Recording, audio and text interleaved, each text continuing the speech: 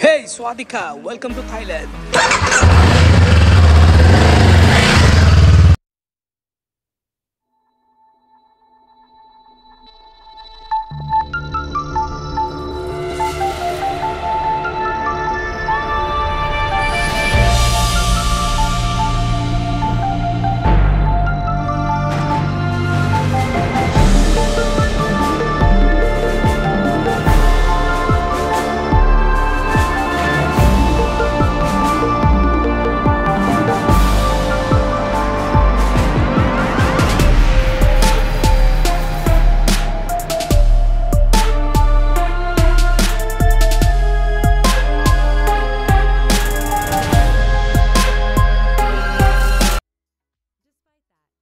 Where are you from?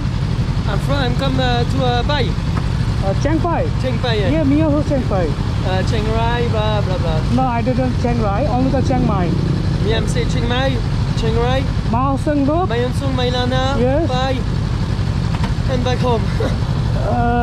This is also same. Same bike. It's very good bike. Oh my It's god. very good. Yes. I back to France. I take one. Yeah, me.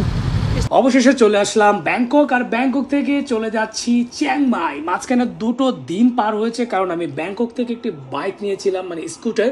এই স্কুটারে করে আসতে আসতে আমার দুটো দিন লেগেছে। আর কি কারণে লেগেছে, কি হয়েছে, কি বাইক নিলাম, তাও কিন্তু থাকছে এই ভিডিওটিতে। দেখতে পাচ্ছেন আমি একটি হন্ডা ক্লিক 125cc একটি স্কুটার ভাড়া নিয়ে চিয়াংমাইয়ের পথে। আর চিয়াংমাইতে কিন্তু আমার সেই পছন্দের এবং আমার ক্রাশ একটি বাইক, সেই বাইকটি ভাড়া নেব। হয়তো বা আপনারা ভিডিওটিতে দেখেছেন যে আমি কোন বাইকটি ভাড়া নিচ্ছি, বাট সেই বাইকের বিস্তারিত রেন্ট প্রসেস বা অন্যান্য সব কিছু প্রয়োজনীয় যা কিছু আছে সব কিছুই কিন্তু তুলে ধরবো এই ভিডিওটিতে। সো আমরা মাই হংসং লুপের পরবর্তী একটি ভিডিও কমপ্লিট করব, সেখানে মাই হংসং লুপের সম্পর্কে বা চিয়াংমাই সম্পর্কে আমরা জানাবো। কিন্তু এই ভিডিওটি সবার রিকোয়েস্টে বা অনেকে অনেক ধরনের ইনফরমেশন চাচ্ছেন যে থাইল্যান্ডে কিভাবে বাইক ভাড়া করে আপনি আপনার প্রিয় গন্তব্যে যাবেন। সো চলুন কথা না বাড়িয়ে আজকের ভিডিওটি শুরু করি, শুধুমাত্র বাইক লাভারদের জন্য এবং যারা থাইল্যান্ডে এসে বাইক ভাড়া নিতে চান। So let's go. Swadika. Sawadika. How are you? Sabadi mai, sabadi mai. Thank you. আমরা এখন চলে আসি বাইকটা ভাড়া নিতে। আর কি বাইক ভাড়া নিচ্ছি একটু পরে আমরা দেখা দেবো। You also wait. No, don't be excited so much. Okay.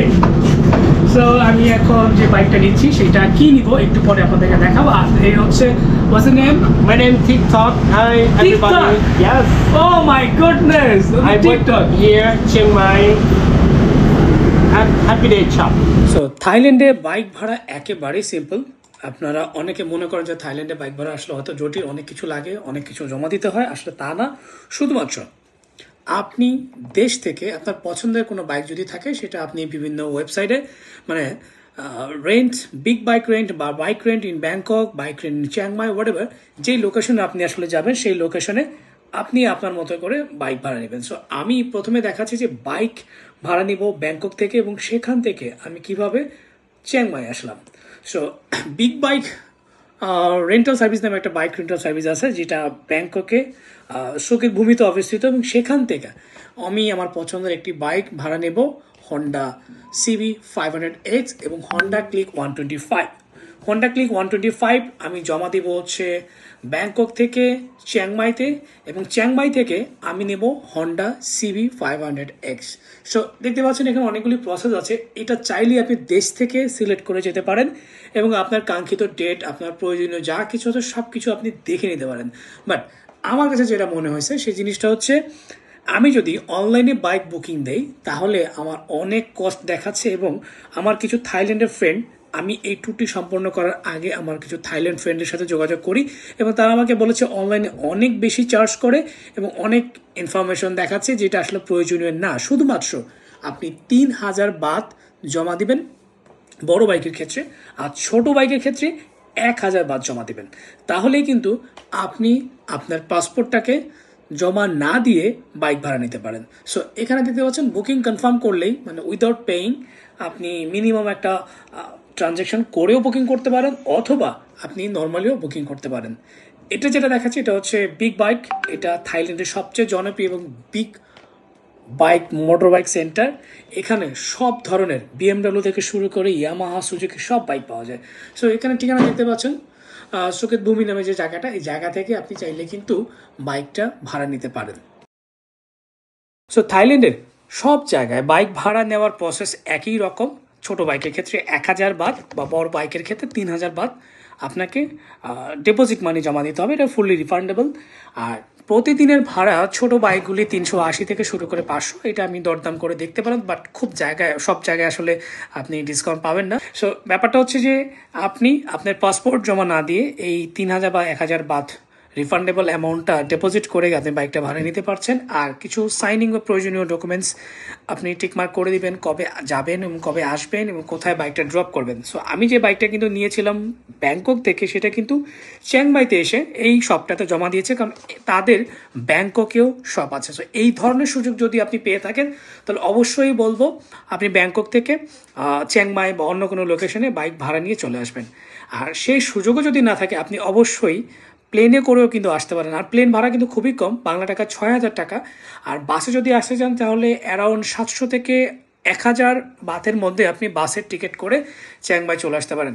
দূরত্ব কিন্তু কম না, 700 কিলোমিটার ব্যাংকক থেকে। সো আমার কিন্তু 55cc বাইকটা নিয়ে আমার কিন্তু 2 দিন সময় লেগেছে আসতে। যদিও আমি এক্সপিরিয়েন্স এবং থ্রিলিং এক্সপিরিয়েন্স বা অ্যাডভেঞ্চারাস যে ব্যাপারটা বলেন সেটা হওয়ার জন্যই কিন্তু আমি বাইকটা নিয়েছিলাম। বাট আমার কাছে যেটা সুইটেবল মনে হচ্ছে, আপনারা কিন্তু রাতের বাসে করে যদি চিয়াংমাই চলে আসেন ব্যাংকক থেকে, অল্প টাকায় চলে আসতে পারবেন এবং চিয়াংমাই থেকে বাইক ভাড়া নিয়ে আপনি পুরো চিয়াংমাইটা ট্রিপ সম্পন্ন করতে পারেন। সো আমি ইতিমধ্যে আমার বাইকটার একটা ভিডিও করে নিচ্ছি। এই ভিডিওটি করার উদ্দেশ্য হচ্ছে এই বাইকে কোনো ধরনের পূর্ব ড্যামেজ আছে কিনা বা কোনো ধরনের ঝামেলা আছে কিনা সেটা দেখে নেওয়া। আর এই ভিডিওটি করার আরেকটি উদ্দেশ্য হচ্ছে এটা ছোটোখাটো কোনো একটা স্টোরি বা রিলসও হয়ে যাবে। সো এক ঢিলে 2 পাখি মারার জন্য অবশ্যই আপনার বাইকটা ভিডিও করে নেওয়া উচিত। আর আরেকটি কথা যদি বলি সেটা হচ্ছে বাইকটা অবশ্যই টেস্ট ড্রাইভ দিবেন। টেস্ট ড্রাইভ না দিলে আপনি আসলে বুঝতে পারবেন এই বাইকটা কতটা কমফোর্ট আপনার জন্য। আর এই বাইক যদি আপনার কাছে কমফোর্ট না হয়, পরবর্তী সময় কিন্তু যে কোনো ধরনের দুর্ঘটনা বা আপনি একটা আনকমফোর্ট জোনে পড়ে যেতে পারেন। সো সেক্ষেত্রে বলবো অবশ্যই বাইকটি শর্ট টেস্ট ড্রাইভ করে তারপরেই আপনি বাইকটি নেবেন, কারণ সেই বাইকটা আপনার জন্য ক্যাপাবল কিনা। আচ্ছা, এরপরে আসি লোকেশন ম্যাপিং। আপনার ফোনে অবশ্যই একটি অ্যাক্টিভ সিম থাকা উচিত, কারণ যেই জায়গায় আপনি যাচ্ছেন, যে আনকমন বা অপরিচিত জায়গায়, সেখানে যদি কোনো কারণে আপনি লোকেশন হারিয়ে ফেলেন, আর এত বড় বিশাল বা ঘন জঙ্গল বা বিশাল এক জায়গা যেখানে আসলে সচরাচর মানুষ চোখে পড়ে না, তো সেখানে আপনি আসলে কাকে জিজ্ঞেস করবেন যে আসলে ওই জায়গাটা কোন দিকে, এবং তারা কিন্তু খুব ভালো ইংলিশও বোঝে না, বলতেও পারে না। সো অবশ্যই বলবো একটি সিম কার্ড নেবেন এবং সিম কার্ডে অবশ্যই ইন্টারনেট অ্যাক্টিভ থাকবেন, যাতে ম্যাপটা আপনি ইজিলি বুঝতে পারেন। এবং সেই ম্যাপিং করেই কিন্তু আপনাকে আপনার গন্তব্য কিন্তু শেষ করতে হবে। আর সাথে যদি আপনার ট্রিপ মেম্বার থাকে তাহলে তো কোনো কথাই নেই। বাট তারপরেও বলবো অবশ্যই দেশের বাইরে যেহেতু যাচ্ছেন, অবশ্যই নিজের মোবাইল ফোনে সেই দেশের অ্যাক্টিভ সিম কার্ড রাখবেন। যে কোনো ধরনের বিপদে আপনি সব সময় এগিয়ে থাকবেন। যদি সিম কার্ড না থাকে আপনি হোটেলের আশায় বা রাতে গিয়ে ওয়াইফাই চালু করে নেটওয়ার্কে আসবেন, এটা কিন্তু না। আর মাই হংসং লুপ 612 কিলোমিটারের বিশাল একটা রাস্তা এবং আঁকাবাঁকা রাস্তা, এবং এখানে নেটওয়ার্ক এমনিতেই পাওয়া যায় না। সো আপনি নেটওয়ার্কের বাইরে আসলে মোটামুটি থাকবেন। তারপরেও বলবো অবশ্যই সিম কার্ড সাথে রাখবেন যাতে সবসময় অ্যাক্টিভ থাকতে পারেন। তো চলুন কথা না বাড়িয়ে আমরা এখন রওনা দেই মাই হংসং লুপের। আর মাঝখানে যাত্রাপথে কয়েকটা জায়গায় যাব এবং এখান থেকে আজকের রাতে আমার একটা গন্তব্য আছে, সেই গন্তব্যে আসলে ক্যাম্পিং করব। তারপরে এনার্জি ফুল প্যাকড হয়ে রওনা দেব মাই হংসং লুপ কভার করার জন্য। ধন্যবাদ সবাইকে। ভিডিওটি ভালো লাগলে অবশ্যই লাইক কমেন্ট করে জানাবেন। আরও কোনো ইনফরমেশন যদি মিস করে থাকে তাহলে অবশ্যই কমেন্ট করে জানাবেন। অবশ্যই কমেন্টে আপনাদেরকে জানিয়ে দেব। ধন্যবাদ।